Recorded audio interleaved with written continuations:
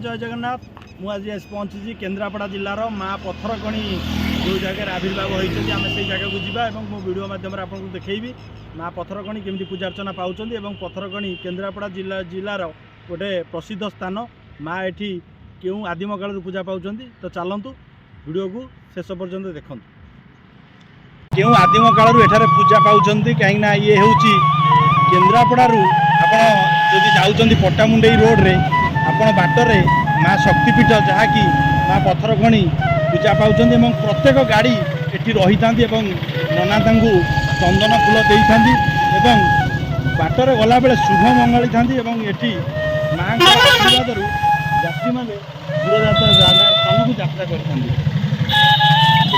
केन्द्रापड़ा जिलार अन्यतम शक्तिपीठ माँ पथरकणी कहीं अनादि कालू एठारे पूजार्चना पाउछंती माँकर आविर्भाव वरुण वृक्ष मूल होइथिला। माँ रीतिकांति अनुसार ए पीठरे पूजार्चना प्रतिदिन करा जाय थाए। तत्सहित कार्तिक पूर्णिमा रे माँकर एठी जात लागि थाए। हजार हजार भक्त एही स्थान को आसीथांती। प्रथा रही माँकर एही दिन पूजार्चना रीतिकांति आडंबर सहकारे पालन करा जाय थाए। तत्सहित माँकर जन्म उत्सव एही दिन रे कार्तिक पूर्णिमा रे पालन करा जाय थाए।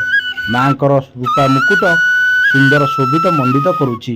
माँ वरुण वृक्षमूले पूजा पाउछंती। जो मानकर मानसिक रही थाए ता पूर्ण हेले माँ को घोड़ा माटी घोड़ा कई पत्थरर घोड़ा मध्य अर्पण करिथांती। तत्सहित मानसिक डोर मध्य बांधिथांती। एठी मध्य मौछुक जन्मदिन विभिन्न प्रकार पालन करा जाय थाए। तत्सहित मंदिरर नूतन कार्यक्रम गेट मध्य चालू रही। ता सहित मंदिर पाखरे घोड़ा मध्य रही एवं मंदिर परिसर प्राकृतिक सौंदर्य गंताघर रे भरपूर रही। ता सहित केन्द्रापड़ा जिलार माँ पथरकणी माँ हेउचंती साक्षात माँ ठाकुराणी जहाँकि समस्तଙ୍କର मनस्कामना एई जगह पूर्ण होता है। माँकर आशीर्वाद करुणा आशीष लाभ करने अनेक संख्यार भक्त मैंने एठाकू आसी थांती। तत्सहित मंदिरर कारुकार्य मंदिरर भास्कर्य सुंदर तत्सहित मंदिरर सुंदर परिवेश भक्त मानू आनंद और खुशी दे थाए।